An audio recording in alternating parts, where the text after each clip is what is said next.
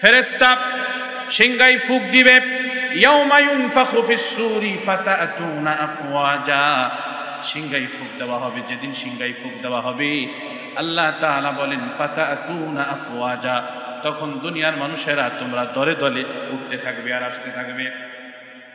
ওয়াফুতিহাতিস সামাউ ফাকানাত আবওয়াবা, আসমান খুলে দেওয়া হবে আর আসমানের দরজাগুলি খুলে যাবে।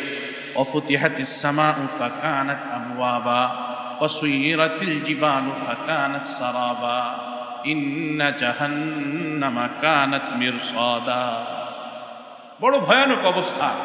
সমস্ত মানুষ ওই দিন উলঙ্গ অবস্থায় উঠবে, সমস্ত মানুষ উলঙ্গ অবস্থায় উঠবে কিয়ামতের ময়দানে, সব উরয়ানান উলঙ্গ অবস্থায় উঠবে। বিশ্বনবী মসজিদে নববীতে আলোচনা করতেছেন। নবী পত্নী জ্ঞান তাপসী আম্মা জান আয়েশা সিদ্দিকা আত-তাহেরা রাদিয়াল্লাহু তাআলা আনহা বিশ্বনবীকে ঘরে যাওয়ার পরে প্রশ্ন করেছেন, ইয়া রাসূলুল্লাহ, ইয়া হাবিবাল্লাহ, হাসরের ময়দানে কি আমি আয়েশাকে উলঙ্গ অবস্থায় উঠতে হবে? বিশ্বনবী বলেন, আয়েশা, হাসরের ময়দানটা এত কঠিন হবে। ও আয়েশা, সমস্ত মানুষ ওই দিন উলঙ্গ অবস্থায় উঠবে, সুতরাং তোমাকে উলঙ্গ অবস্থায় উঠতে হবে। আম্মা জান আয়েশা বলে, ইয়া রাসূলুল্লাহ, ইয়া হাবিবাল্লাহ, ওই দিন তো মানুষ আমার লজ্জাস্থান দেখে ফেলবে, শরমগা দেখে ফেলবে। ইয়া রাসূলুল্লাহ, আমার লজ্জা লাগবে। বিশ্বনবী বলেন, আয়েশা, ওই দিন প্রতিটা মানুষের চেহারা এইরকম কালো, এইরকম ধূলিধূসর হয়ে যাবে। প্রতিটা মানুষ নিজেকে নিয়ে এতটা ব্যস্ত হয়ে যাবে, এতটা প্রেসারিগ্রস্ত হয়ে যাবে, বছরের পরে বছর চলে যাবে, একটি বারের জন্য নিচের দিকে তাকানোর সুযোগ মানুষের হবে না। আল্লাহু আকবার, আল্লাহু আকবার। আল্লাহ বলেন, ইয়া আইয়ুহান নাসুত্তাকু রাব্বাকুম ইন্না জালজালাতাস সাআতি শাইউন আযীম। আল্লাহ বলেন, এই দুনিয়ার মানুষ, তোমরা তোমাদের রবকে ভয় করো, তোমাদের রবের ক্রোধকে তোমরা ভয় করো। ইন্না জালজালাতাস সাআতি শাইউন আযীম, নিশ্চয়ই কিয়ামতের এই প্রকম্পনটা এটা বড় কঠিন বিষয়, এটা বড় কঠিন ব্যাপার। ইয়াউমা তারাউনাহা তাযহালু কুল্লু মুরদিআতিন আম্মা আরদাআত ওয়া তাযউ কুল্লু যাতি হামলিন হামলাহা। ইয়াউমা তারাউনাহা, সেদিন তোমরা দেখবে, তাযহালু কুল্লু মুরদিআতিন আম্মা আরদাআত, প্রত্যেক স্তন্যদানকারী, দুগ্ধদানকারী মা তার দুধের শিশুর কথা পর্যন্ত ভুলে যাবে। আল্লাহু আকবার, আল্লাহু আকবার। প্রতিটা মা ওই দিন তার দুধের শিশুর কথা পর্যন্ত ভুলে যাবে। তাযহালু কুল্লু মুরদিআতিন আম্মা আরদাআত, যাকে সে দুধ পান করাচ্ছে, দুধের শিশুর কথা পর্যন্ত মা ভুলে যাবে। ওয়া তাযউ কুল্লু যাতি হামলিন হামলাহা, প্রত্যেক গর্ভধারিণী কিয়ামতের এই বিকট আওয়াজে তার প্রসাব হয়ে যাবে, গর্ভের বাচ্চা পেট থেকে বের হয়ে যাবে, খালাস হয়ে যাবে। ওয়া তাযউ কুল্লু যাতি হামলিন হামলাহা ওয়া তারান নাসা সুকারা, ওয়া তারান নাসা সুকারা। আল্লাহ বলে, নবী আপনি দেখবেন, ওয়া তারান নাসা সুকারা, সমস্ত মানুষকে ওই দিন মাতাল মাতাল দেখা যাবে। সমস্ত মানুষ ওই দিন কি করবে কোনো কিছুই খুঁজে পাবে না, দিশেহারা হয়ে যাবে, কিংকর্তব্য বিমূঢ় হয়ে যাবে। ওমা হুম বিসুকারা, আল্লাহ বলেন, অথচ তারা কিন্তু মাতাল নয়, তারা কিন্তু নেশাগ্রস্ত নয়। ওমা হুম বিসুকারা ওয়ালাকিন্না আযাবাল্লাহি শাদীদ, ওয়ালাকিন্না আযাবাল্লাহি শাদীদ। আল্লাহ বলবেন, বরং আল্লাহর আযাব ওই দিন প্রচন্ড কঠিন হয়ে যাবে। আল্লাহর আযাব সুকঠিন, বড়ই কঠিন। ওয়ালাকিন্না আযাবাল্লাহি শাদীদ, আল্লাহর আযাবের কারণে প্রত্যেকটা মানুষের অবস্থা এমন হয়ে যাবে। আল্লাহ বলেন, ফাইদা নুফিখা ফিস সূরি ফালা আনসাবা বাইনাহুম ইয়াওমা ইযিন ওয়ালা ইয়াতাসাআলুন। যখন সিংহাই ফুঁক দেওয়া হবে তখন আর কোনো সম্পর্ক, কারোর সাথে কারো কোনো সম্পর্ক আর বাকি থাকবে না। বাবার সাথে সন্তানের সম্পর্ক বাকি থাকবে না, মায়ের সাথে মেয়ের কোনো সম্পর্ক আর বাকি থাকবে না, ভাইয়ের সাথে ভাইয়ের আর কোনো সম্পর্ক বাকি থাকবে না। সমস্ত সম্পর্কের কথা মানুষ ওই দিন ভুলে যাবে। ফালা আনসাবা বাইনাহুম ইয়াউমা ইযিন ওয়ালা ইয়াতাসাআলুন। আল্লাহ বলে ওই দিন কেউ কাউরে কোনো কিছু জিজ্ঞাসাও করবে না। আপনজনের সাথে আপনজনের দেখা হবে, সাক্ষাৎ হবে, কিন্তু কেউ কাউকে কোনো কিছু জিজ্ঞাসা করবে না। তোমার কি অবস্থা, তোমার নেক আমলের কি অবস্থা, কত দূর আগাইছো, কত পাইছো নাম্বার, কেউ কাউরে জিজ্ঞাসা করবে না। প্রত্যেকটা মানুষ নফসি নফসি নফসি নফসি।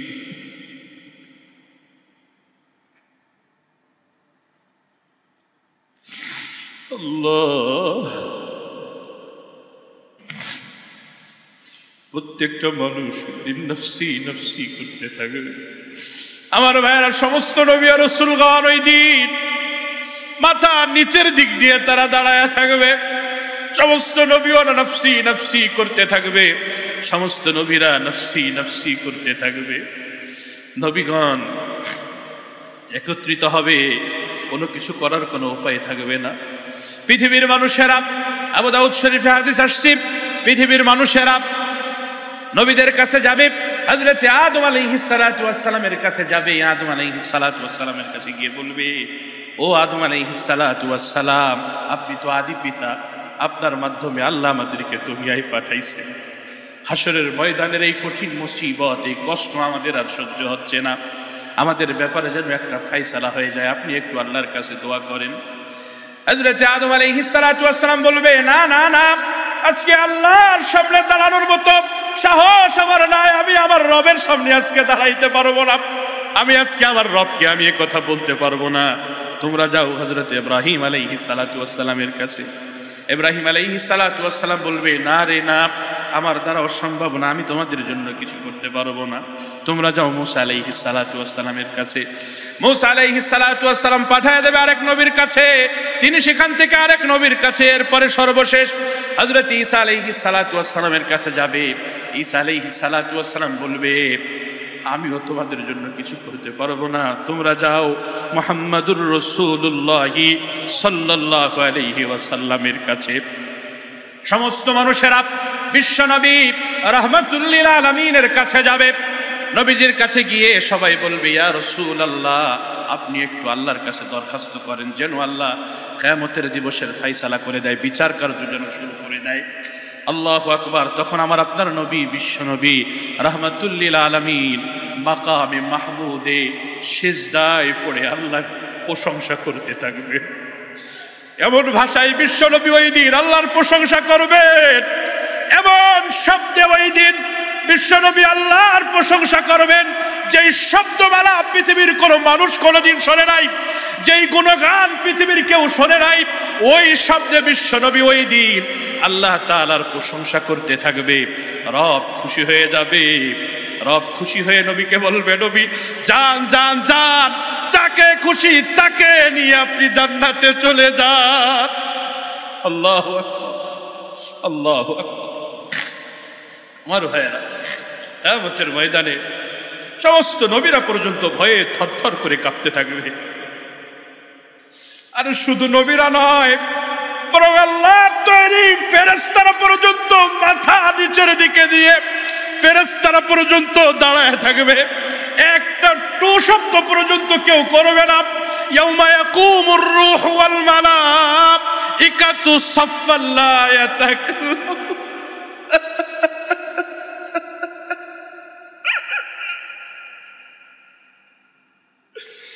ইয়াউমা ইয়াকুমুর রূহু ওয়াল মালাইকাতু সাফফা। সমস্ত ফেরেশতারা ওই দিন সারিবদ্ধভাবে দাঁড়ায় থাকবে।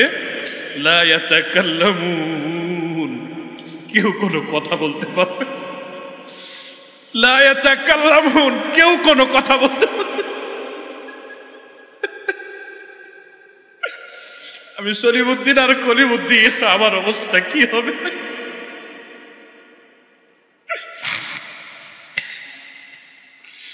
আমার নামাজের কাজ আর শেষ নাই, রোজার কাজ আর শেষ নাই, পর্দার কোনো বালাই নাই, গান না শুনলে ঘুম হয় না, সিনেমা না দেখলে ঘুম আসে না, নর্তকীর নাচ না দেখলে ঘুম আসে না। সকাল শুরু করি সুদি কারবার দিয়া, মাপে কম দিয়া সকাল শুরু করি। আমার অবস্থা কি হবে রে ভাই, আমার অবস্থা কি হবে রে ভাই।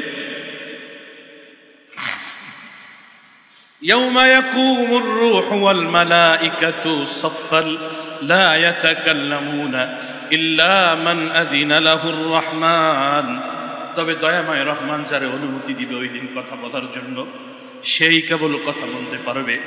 রব যদি কাউরে অনুমতি না দেয় ওই দিন কেউ কথা বলার সাহস রাখবে না। আমার ভাইয়েরা, আমার বন্ধুরা, ফাইদা নুফিখ ফিস সূরি ফালা আনসাবা বাইনাহুম ইয়াওমাইযিন ওয়ালা ইয়াতাসাআলুন ফামান সাকুলাত মাওয়াজিনুহু ফাউলাইকা হুমুল মুফলিহুন। আল্লাহ বলেন যাদের পাল্লা ভারী হয়ে যাবে তারা তো সফল কাম হয়ে যাবে। وأما من خفت موازينه فأولئك الذين خسروا أنفسهم في جهنم خالدون। আল্লাহ বলেন আর যাদের আমলনামা, যাদের নেকির পাল্লা হালকা হয়ে যাবে, হালকা হয়ে যাবে, فأولئك الذين خسروا أنفسهم, তারা তো নিজেরাই ওই দিন ক্ষতিগ্রস্ত হয়ে যাবে। ফি জাহান্নামা খালিদুন, জাহান্নামের মধ্যে স্থায়ীভাবে তারা থাকতে হবে। তালফাহু ওয়ুজুহাকুমুন নার ওয়া হুম ফিহা কালিহুন। ওই দিন জাহান্নামীদের চেহারা জাহান্নামের আগুনে পুড়তে পুড়তে, জাহান্নামের আগুনে জ্বলতে জ্বলতে কালো কয়লার মতো বিভৎস আকার ধারণ করবে। ওয়া হুম ফিহা কালিহুন, তাদের চেহারা ওই দিন, চেহারার মধ্যে বিকৃতি ঘটবে, স্বাভাবিক চেহারা তাদের থাকবে না। তাফসীরের কিতাবের মধ্যে আসছে চেহারায় যখন আগুন দেওয়া হবে, চেহারায় আগুন দেওয়ার ফলে নিচের ঠোঁটটা এটা নাভি পর্যন্ত পৌঁছায়া যাবে বড় হয়ে, নিচের ঠোঁটটা নাভি পর্যন্ত পৌঁছায়া যাবে, আর উপরের ঠোঁট পুড়ে কপালের উপরের ভাগ পর্যন্ত চলে আসবে। আল্লাহু আকবার, কতটা বিভৎস দেখা যাবে। আল্লাহ বলেন ওয়া হুম ফিহা কালিহুন, তারা জাহান্নামের মধ্যে আকৃতি বিকৃত অবস্থায় তারা পড়ে থাকবে। ওই দিন তাদেরকে বলা হবে ক্বালু আলাম তাকুন আয়াতি তুতলা আলাইকুম ফাকুনতুম বিহা তুকাদ্দিবুন। এই তোমাদের কাছে কি আমার নিদর্শনাবলী আসে নাই, আমার আয়াতগুলি কি তোমাদের সামনে আসে নাই, আর তোমরা কি এগুলাকে মিথ্যা প্রতিপন্ন করো নাই? তখন তারা বলবে ক্বালু রব্বানা গালাবাত আলাইনা শিকওয়াতুনা ওয়া কুননা কওমান যাল্লিন। কপালের দোষ দিবে। কিসের দোষ দিবে? কিছু মানুষ আছে না কপালের দোষ দেয়, আরে আমার কপালে নাই, কপালে থাকলে তো বাপ মা মাদ্রাসায় ভর্তি করছিল, আলেম হয়ে যাইতাম, কপালে থাকলে তো ছেলেটারে তবলিগে 3 ছেলে পাঠায় দিত, কপালে থাকলে তো নিজেও কোনো না কোনো আল্লাহওয়ালার কাছে যাইতাম, ছেলেগুলারও নিয়ে যাইতাম, মেয়েগুলারে পদ্মা শিখাইতাম, দিন শিখাইতাম, আমার কপালে নাই।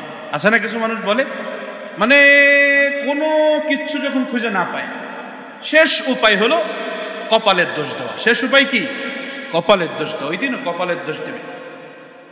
রব্বানা গালাবাত আলাইনা শিকওয়াতুনা, আয় আল্লাহ দুর্ভাগ্য আমাদের উপরে প্রবল হয়ে গেছিল, দুর্ভাগ্যের কারণে আমরা পারি নাই। ফাইন উদনা ফাইন্না যালিমুন, আল্লাহ আপনি আমাদেরকে দুনিয়ায় ফেরায় দেন। রব্বানা আবসারনা ওয়া সামি'না ফারজি'না না'মাল সালিহান ইন্না মুকিনুন। আল্লাহ আজকে তো সব দেখলাম, সব শুনলাম, সব বুঝলাম, আপনি আরেকটা চান্স আমাদেরকে দেন, আরেকটা সুযোগ আমাদেরকে দেন, আমাদেরকে দুনিয়ায় পাঠায় দেন, এরপরে আমরা আমল করে আসব। যদি এরপরেও আমরা আমল করে না আসি তখন আপনি আমাদেরকে শাস্তি দিন। আল্লাহু আকবার, আল্লাহু আকবার। আল্লাহ তখন আরো বড় কঠোর হয়ে যাবেন, কঠোর ভাষা আল্লাহ ব্যবহার করবেন। আল্লাহ বলবেন কালাকসাউ ফিহা ওয়ালা তুকাল্লিমু, এ জাহান্নামীরা তোরা এই জাহান্নামের মধ্যে হীন অবস্থায় অপদস্থ অবস্থায় পড়ে থাক, ওয়ালা তুকাল্লিমুন, আমার সাথে কোনো কথা তোরা বলবি না। মুফাসসিরিনে কেরাম লেখেন যে আল্লাহ তাআলার পক্ষ থেকে এই কথা বলার পরে জাহান্নামীরা চিৎকার করবে, চেঁচামেচি করবে, কোনো আওয়াজ আর তাদের মুখ দিয়ে বের হবে না। قال اخسؤوا فيها ولا تكلمون, আল্লাহ বলবেন আর একটা কথাও তোরা বলবি না। আমার ভাই, দুনিয়ার জীবনই শেষ না, আখেরাতের জীবন আছে, পরকালের জীবন আছে, কবরের এক জগৎ আছে ভাই, বড় কঠিন এক জগৎ ভাই। এজন্য যেইভাবে আমরা আমাদের জীবনকে চালাচ্ছি, বারবার আমরা বলতেছি আপনাদের কাছে, জুমার নামাজে এত মুসল্লি, কিন্তু ফজরের নামাজে এটার 20 ভাগের 1 ভাগ হয় না। এই মুসল্লিগুলা তো এই মহল্লাই থাকে, ঠিক না ভাই? আমাদের কি অবস্থা হলো?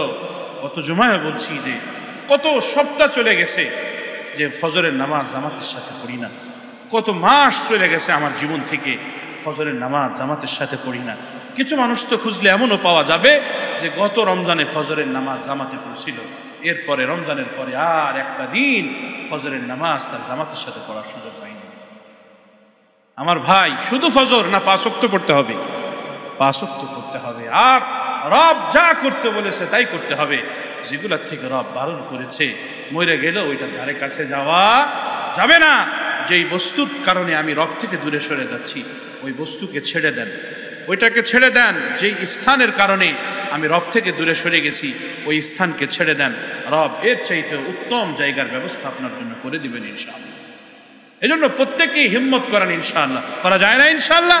প্রত্যেকেই হিম্মত করেন। যদি আপনার নিজের জায়গা থেকে নিজেই নিজের পরিবর্তন করা সম্ভব না হয়, কোনো আল্লাহ ওয়ালার কাছে যান, গিয়ে নিজের হালত বলেন, আর উনি যেই সবক দেয় এটাকে মানার চেষ্টা করেন। যদি তাতেও না হয়, তাহলে দাওয়াত তাবলীগে বের হয়ে যান।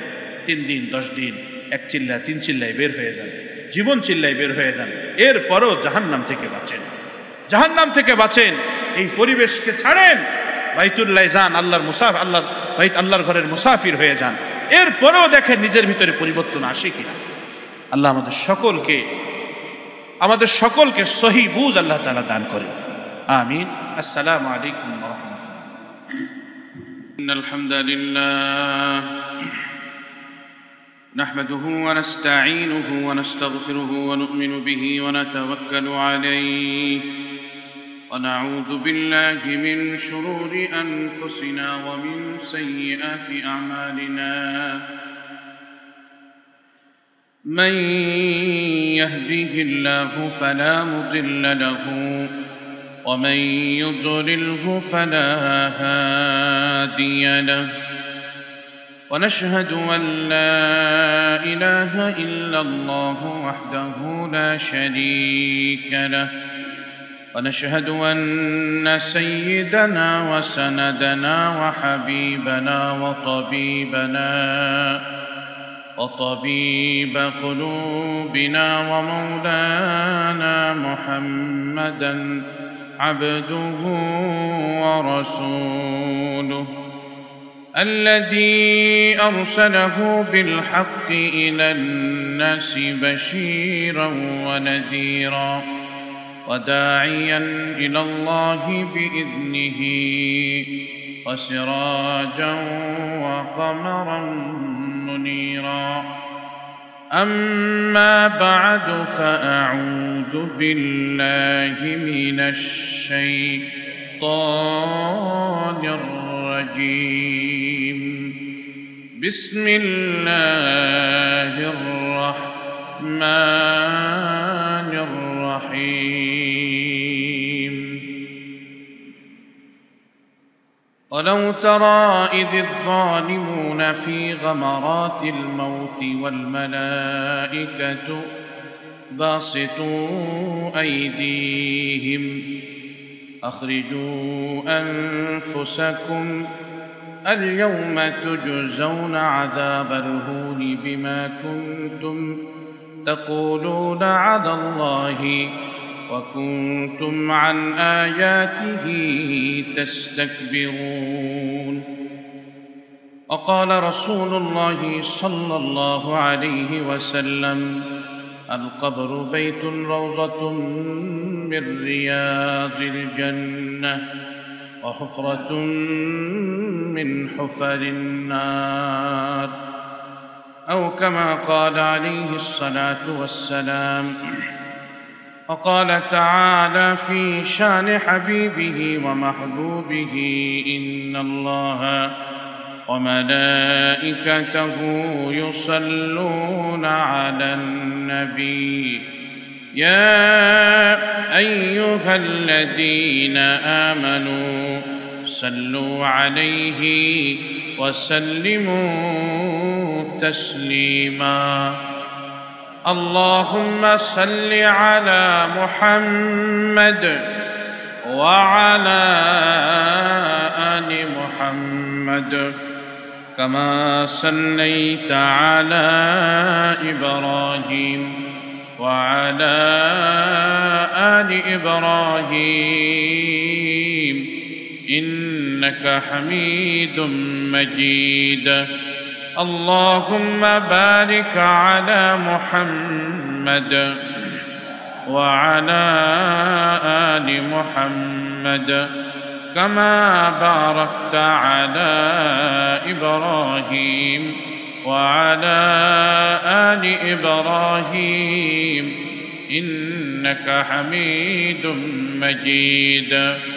بلغ العلا بكماله كشف الدجى بجماله حسنت جميع خصاله صلوا عليه وآله. صدق الله العظيم وصدق رسوله النبي الأمي الكريم ونحن على ذلك من الشاهدين والشاكرين والحمد لله رب العالمين. মুআজ্জাজ মুকাররম বিশ্ব দরবারের মালিক, বিশ্ব প্রতিপালকের দরবারে আলী শানি লক্ষ কোটি শুকর ও সুজুদ যেই মহান রব্বুল আলামিন অত্যন্ত দয়া করে, মায়া করে, অনুগ্রহ করে, ভালোবেসে, পছন্দ করে আমাকে আপনাকে পবিত্র জুমার দিন জুমার সালাত আদায়ের উদ্দেশ্যে আল্লাহ তাআলার ঘর মসজিদে আসার বসার জন্য তৌফিক দান করেছেন। এজন্য মহান রবের দরবারে দিল থেকে শুকরিয়া আদায় করে বলি আলহামদুলিল্লাহ। আল্লাহ তাআলা আমাদেরকে ভালোবেসেছেন, পছন্দ করেছেন, এজন্যই তার ঘরের প্রথম সারির মেহমান হিসেবে আমাদেরকে তিনি আসার সুযোগ করে দিয়েছেন। আমার ভাইরা, আল্লাহ তাআলা যদি আমাদেরকে তৌফিক না দিতেন তাহলে আমরা কেউ এখানে আসতে পারতাম না। আল্লাহ তাআলা তৌফিক দিয়েছে। 2 নম্বরে আমাদেরও আগ্রহ ছিল, ইচ্ছা ছিল, চেষ্টা ছিল, যারই কারণে আমরা আল্লাহ তাআলার ঘর পর্যন্ত আসার সুযোগ করতে পেরেছি। এজন্য আবারও দিল থেকে শুকরিয়া আদায় করে বলি আলহামদুলিল্লাহ। প্রিয় ভাইয়েরা আমার, বিগত সপ্তাহগুলিতে আমরা আপনাদের সামনে মৃত্যু ও মৃত্যু পরবর্তী সময়গুলি সম্পর্কে আলোচনা করতেছিলাম। মৃত্যু পরবর্তী প্রথম রাত্রি কেমন হবে, এই পর্যন্ত আমাদের আলোচনা চলমান ছিল। আমার ভাইয়েরা,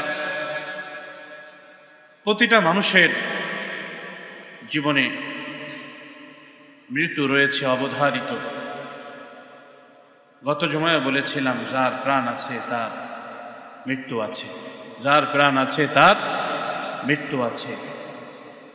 যারা অবিশ্বাসী, আল্লাহকে বিশ্বাস করে না, পরকালকে বিশ্বাস করে না, এরাও মৃত্যুকে বিশ্বাস করে। মৃত্যুকে বিশ্বাস করে না এমন মানুষ পৃথিবীতে পাওয়া যাবে? এমন মানুষ নাই। সকলেই মৃত্যুকে বিশ্বাস করে। আমার ভাইয়েরা, মৃত্যুর পরে আলমে বারজাখ, কবরের একটা জগৎ আছে।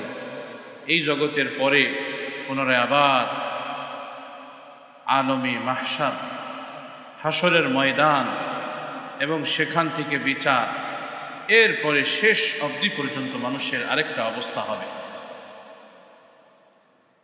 একজন মানুষকে যখন কবরে রাখা হয়, বিশ্বনবী বলেন, ইদা কবিরাল মাইয়িতু, যখন মৃত ব্যক্তিকে কবরে রাখা হয়, আতাহু মালাকান, 2 জন ফেরেশতা তার কাছে আসে। আসওয়াদানে আরজাকানে, বিশ্বনবী বলেন, মৃত ব্যক্তিকে যখনই কবরে রাখা হয়, কবরে রাখার পরে 2 জন ফেরেশতা তার কাছে আছে, যাদের শরীর হলো কালো রঙের, কালো রং বিশিষ্ট, কালো আকৃতির, আর জাকান চোখ দুইটা নীলাকৃতির, এইরকম দুইজন ফেরেশতা কবরের মধ্যে আসে। এসে ওই আল্লাহর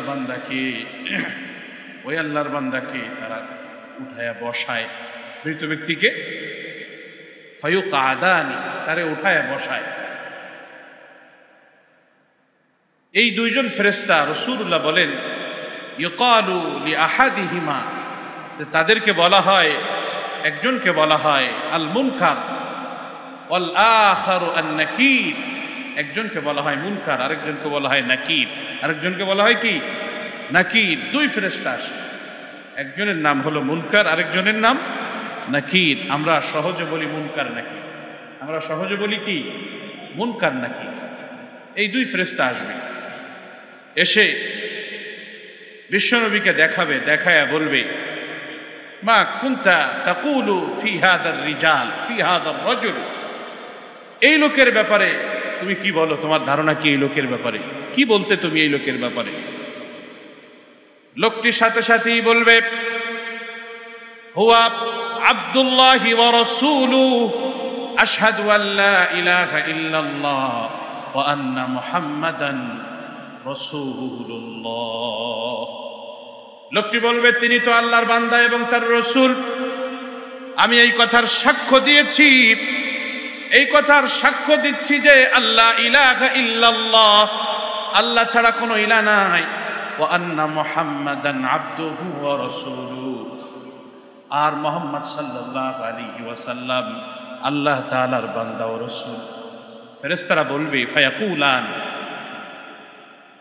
কুন্না না'লামু, আমরা জানতাম, তাকুলু হাদা, তুমি এটা বলবে, আমরা জানতাম যে তুমি এটা বলবে। অর্থাৎ নেককারদের কাছে এসে প্রশ্ন করবে, কিন্তু প্রশ্ন করলেও তো আগেই তারা হাবভাব জানে কি জানে না বলেন? কবরে যখন ঢুকছে, ঢোকার পরেই যে সুঘ্রাণ, ফেরেশতারা এটা পায় নাই, সুঘ্রাণ পেয়েই তো ফেরেশতারা বুঝছে এই কবরে কোনো আবিজাবি লোক নেই, ভালো মানুষ আছে এই কবরের মধ্যে। তো কবরে ঢুকেই ফেরেশতারা বুঝছে, এরপরও সিস্টেম অনুযায়ী জিজ্ঞাসা করতে হয়।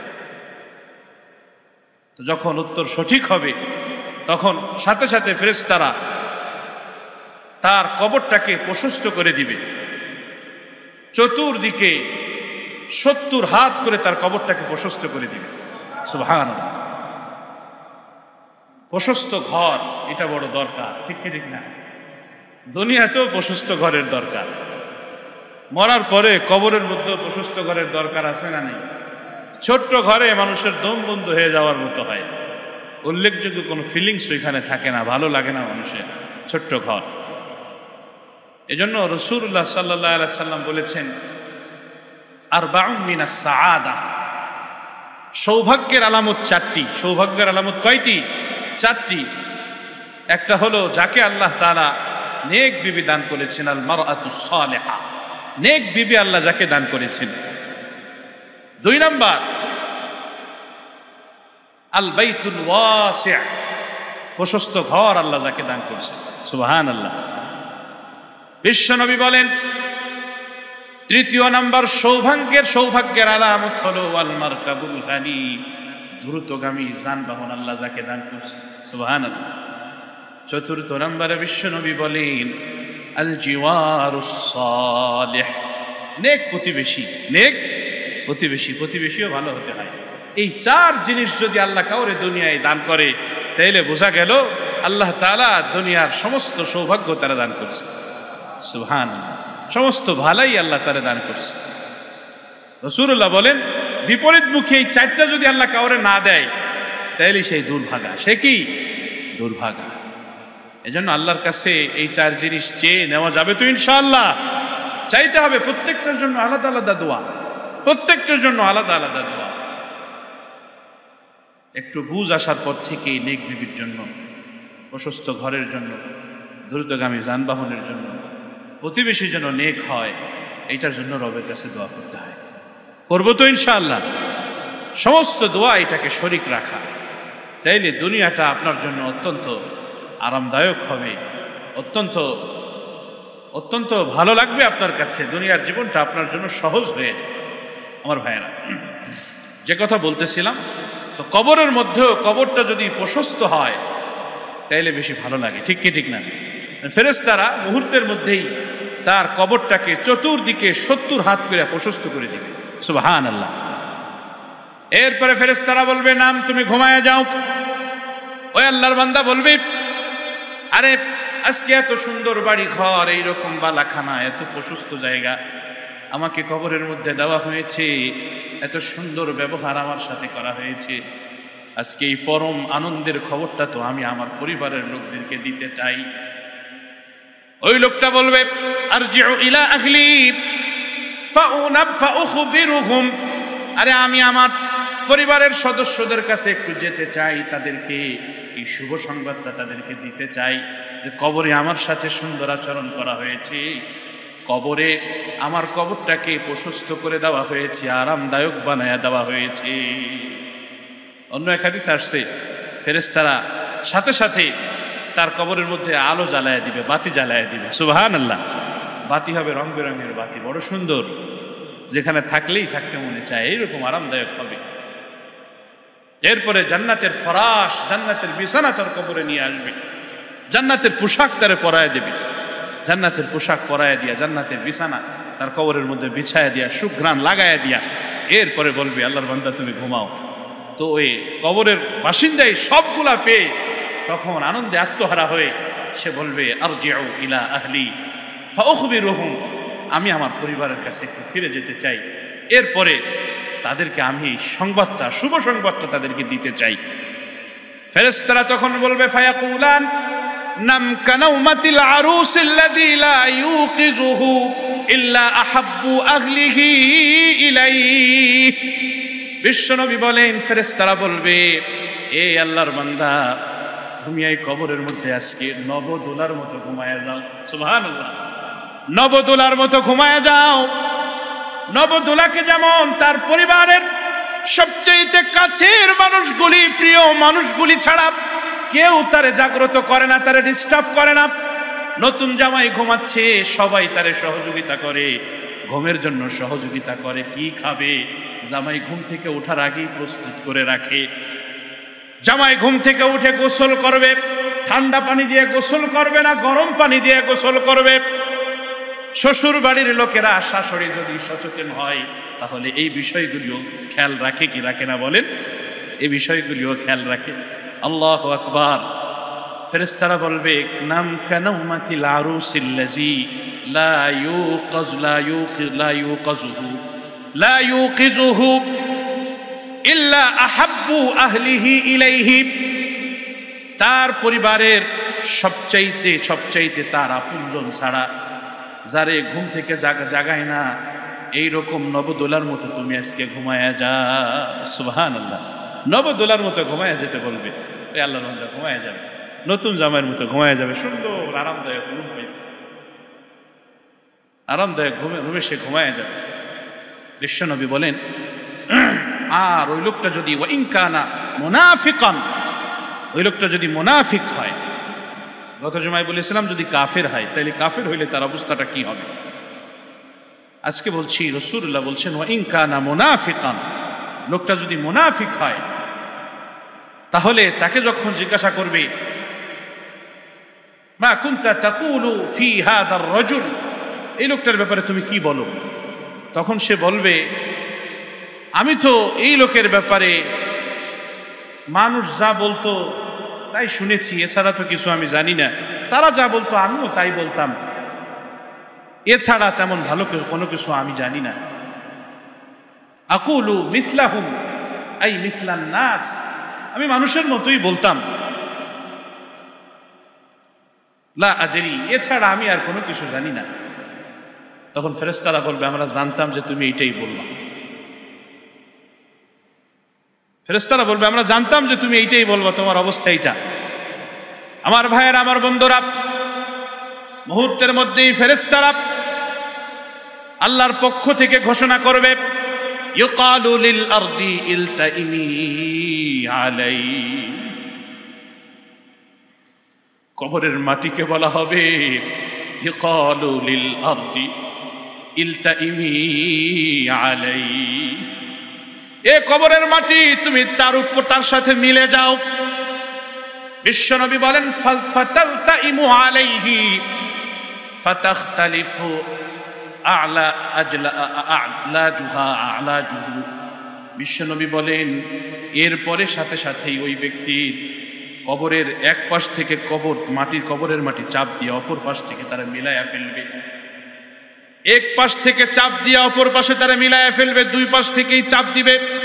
দুই দিক থেকে চাপ দেওয়ার সাথে সাথে তার পাজরের হাড্ডিগুলি ভেঙে চুরে চুরমার হয়ে একটার সাথে আরেকটা মিলে যাবে, একাকার হয়ে যাবে। আল্লাহু আকবার। একটার সাথে আরেকটা মিলে যাবে। এইভাবে কবরের মধ্যে চলতে থাকবে। বিশ্বনবী বলেন হাত্তা ইয়াবআসাহুল্লাহ ইয়াউমাল কিয়ামাহ, আল্লাহ কিয়ামতের দিন তাকে উঠানো পর্যন্ত এইভাবে চলতে থাকবে, এইভাবে চলতে থাকবে। আবার কবরে স্বাভাবিক করা হবে, এরপরে আবার ডান পাশ থেকে বাম পাশ থেকে মাটি চাপ দিবে, চাপ দিয়ে একদম পাজরের হাড্ডিগুলো পুরো মিলায় ফেলবে, মিলায় ফেলবে। আমার ভাই, কবরের জগৎটা বড় ভয়াবহ। রাসূলুল্লাহ সাল্লাল্লাহু আলাইহি ওয়াসাল্লাম এজন্য তিনি বিশ্বনবী হওয়া সত্ত্বেও আল্লাহ তাআলার কাছে তিনি দোয়া করতেন। আন্না রাসূলুল্লাহ সাল্লাল্লাহু আলাইহি ওয়াসাল্লাম কানা ইয়াদউ ওয়া ইয়াকুল, বিশ্বনবী আল্লাহ তাআলার কাছে দোয়া করতেন এবং বলতেন আল্লাহুম্মা ইন্নী আউযু বিকা মিন আযাবি জাহান্নাম, আল্লাহ আমি আপনার কাছে জাহান্নামের আযাব থেকে আশ্রয় প্রার্থনা করছি। ওয়া আউযু বিকা মিন আযাবিল কবরি, আল্লাহ কবরের আযাব থেকে আমি আপনার কাছে আশ্রয় প্রার্থনা করছি। ওয়া আউযু বিকা মিন ফিতনাতিল মাসিহিদ দাজ্জাল, দাজ্জালের ফিতনা থেকে আমি আপনার কাছে আশ্রয় প্রার্থনা করছি। ওয়া আউযু বিকা মিন ফিতনাতিল মাহইয়া ওয়াল মামাত, জীবিত এবং মৃত্যুর যেই ফিতনা, আল্লাহ এই ফিতনা থেকে আমি আপনার কাছে আশ্রয় প্রার্থনা করছি। বুখারীতে আসছে এই রওয়ায়াত, সমস্ত হাদিসের কিতাবে আসছে এই রওয়ায়াত। আমার ভাইয়েরা, রাসূলুল্লাহ সাল্লাল্লাহু আলাইহি সাল্লাম নিজে কবরের আযাবের ব্যাপারে আল্লাহর কাছে পানা চাইতেন, আল্লাহর কাছে আশ্রয় প্রার্থনা করেছেন। ইন্না আযাবাল কবরি হাক্কুন, এটা মুসলমানের আকীদা, আহলুস সুন্নাত ওয়াল জামাতের আকীদা, যে কবরের আযাব এটা সত্য, কবরের আযাব এটা সত্য, এটাকে অবিশ্বাস করার কোনো সুযোগ নেই, অবিশ্বাস করার কোনো সুযোগ নেই। আমার ভাই, কবরের আযাব এটা সত্য। এই জন্য রাসূলুল্লাহ সাল্লাল্লাহু আলাইহি ওয়াসাল্লাম হাদিস শরীফের ভিতরে বলেছেন আল কবরু বাইতুন রাউযাতুম মিন রিয়াজিল জান্নাহ ওয়া হুফরাতুম মিন হুফারিন নার, কবর এমন একটা ঘর যা কিছু মানুষের জন্য জান্নাতের বাগিচা হবে, আবার কিছু মানুষের জন্য জাহান্নামের গর্ত হবে। আল্লাহ, জান্নাতের বাগিচা হলে তো আলহামদুলিল্লাহ, আর যদি জাহান্নামের গর্ত হয়ে যায় তো কবর থেকেই তো তার শাস্তি শুরু হয়ে গেল, কবর থেকেই তো তার মুসিবত শুরু হয়ে গেল। এই জন্য আমার ভাই, কবরের আযাব থেকে বাঁচার জন্য কিছু আমল আছে। এর মধ্যে একটা আমল হলো, রাসূলুল্লাহ বলেছেন যারা পেশাব করে, পেশাব করার পরে পেশাবের ছিটা যাদের কাপড়ের মধ্যে লাগে, এই অবস্থায় যারা সালাত আদায় করে, এদের কবরের মধ্যে আযাব হবে। এদের কবরের মধ্যে কি হবে? আবার পেশাব করে যারা ঢেলা কুলুক ব্যবহার করে না, এদের কবরের মধ্যেও আযাব হবে। এমন মানুষ আছে না নেই? সব জায়গায় শুধু হিসাব করে, ভুল বলছি, সব জায়গায় করে না। দুনিয়ার ক্ষেত্রে ভালো, দুনিয়ার চাকচিক্যর ক্ষেত্রে ভালো খাওয়া, ভালো পড়া, আরামদায়ক বস্তু, এই জায়গায় কোনো হিসাব নেই, বেহিসাব। আর যত হিসাব আছে সব দিন পালনের ক্ষেত্রে, শরীয়ত পালনের ক্ষেত্রে, পবিত্রতা, পরিচ্ছন্নতা, তাহারাত, নাজাফাতের ক্ষেত্রে। ঠিক কি ঠিক না আমার ভাইয়েরা? বহু মুসলমান আছে ঘরের ভিতরে যাবেন, টয়লেটের ভিতরে টিস্যু নাই, কি নাই? তো যার টিস্যু নাই সে কিভাবে পবিত্রতা অর্জন করে? বলেন কিভাবে করে? যে ওয়াশরুমে টিস্যু নাই, ওই ঘরের সবাই ফেরেশতা হয়ে গেছে যে একদম রুমের থেকে প্রত্যেকে খুব সুন্দর করে টিস্যু ছিঁড়ে ছিঁড়ে কয়টা লাগবে, 1 নাম্বার করবে না 2 নাম্বার করবে, এরকম হিসেব করে করে গুনে গুনে এনে টয়লেটের ভিতরে যায়। এরকম নাকি বিষয়টা? তার মানে বোঝা গেল এই ঘরের লোকেরা টিস্যু ব্যবহারই করে না, টিস্যু ব্যবহারই করে না। এখন এটার দায়িত্ব কার? 1 নাম্বার দায়িত্ব তো হলো মুসলমান হিসেবে সকলের দায়িত্ব 2 নম্বর দায়িত্ব হলো ঘর কর্তা যিনি, আপনি যদি ঘরের পরিচালক হয়ে থাকেন, আপনার মাসিক যেই বাজার আপনি করেন, এই বাজারের মধ্যে টয়লেট টিস্যু পেপার কেনারও একটা বাজেট আপনাকে রাখতে হবে। ঠিক কি ঠিক না আমার ভাইয়ের? টিস্যু পেপারের বাজেট আপনাকে রাখতে হবে। অনেকে আছে খুব ভদ্রলোক দেখে একটা টিস্যু কিনে নিয়ে যায়, তার মানে একটা নিয়ে যাবে, নিয়ে যাওয়ার পরে এটা শেষ হবে, শেষ হওয়ার পরে ঘরের বিবি বলতে থাকবে বাসার টয়লেটের টিস্যু পেপার শেষ হয়ে গেছে। আবার 3-4 দিন পরে আবার বলবে বাসার টয়লেটের টিস্যু পেপার শেষ হয়ে গেছে। আবার 3-4 দিন পরে বলবে বাসার টয়লেটের টিস্যু পেপার শেষ হয়ে গেছে। এই 3-4 বার বলতে বলতে এরপরে ভদ্রলোক আবার আরেকটা টিস্যু পেপার কিনে নিয়ে আসছে। তাহলে এই যদি 1 সপ্তাহ গেল, 1 সপ্তাহ ঘরওয়ালাদের নামাজের অবস্থা কি বলেন? 1 সপ্তাহ ঘরের সদস্যদের কাপড় চোপড়ের অবস্থা কি বলেন? আমার ভাইয়ের, আমার বন্ধুরা, সব জায়গায় হিসাব করতে নেই, বরং একটা একটা টিস্যু কিনে তো আপনি লসের মধ্যে পড়েন। কমপক্ষে 4টা কিনবেন। কমপক্ষে কয়টা? এখন দেখবেন ওই কোম্পানিগুলো একবারে 4টার একটা প্যাকেজ করছে। কমপক্ষে 4টা, বেশি ভালো হয় 12টা। বেশি ভালো কয়টা? 12টা কিনবেন। প্যাকেটের মধ্যে কমপক্ষে 2টা থাকা অবস্থায় নতুন আরেকটা কিনে আনবেন, মনে থাকবে ইনশাআল্লাহ। 12টা কিনবেন, 10টা শেষ হয়ে গেছে, 2টা এখনো প্যাকেটে বাকি আছে। এই সময় গিয়ে নতুন আবার 12টা কিনে নিয়ে আসবে। কয় টাকা লাগে? একসাথে 12টা নোয়াখালী খাদ্য ভাণ্ডার বা রাস্তার ওই পার থেকে কিনলে আপনি পাইকারি দামে কিনতে পারতেছেন। এত হিসাব এখানে করেন কেন রে ভাই?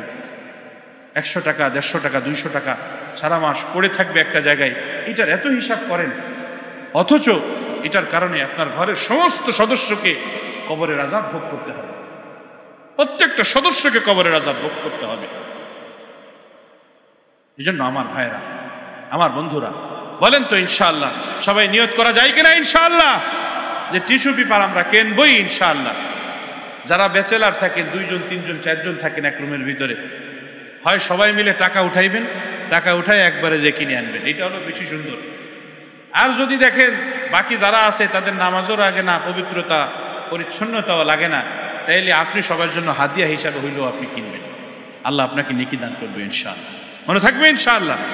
আমার ভাইয়েরা, টিস্যু পেপার ব্যবহার করবেন, টয়লেট টিস্যু ব্যবহার করবেন। আল্লাহ আমাদের সকলকে তৌফিক দান করবে। আমার ভাইয়েরা, আমার বন্ধুরা, কবরের জগতের পরে নতুন আরেকটা জগৎ আসবে। সেই জগতের নাম হলো কিয়ামত। সেটার নাম কি? ইয়াউমাল কিয়ামা, ইয়াউমাল হিসাব, ইয়াউমুদ্দিন। কোরআনে আল্লাহ তাআলা এক এক জায়গায় এক এক নামে আল্লাহ তাআলা বলেছেন কিয়ামতের দিবস সম্পর্কে। কিয়ামত যখন সংগঠিত হয়ে যাবে,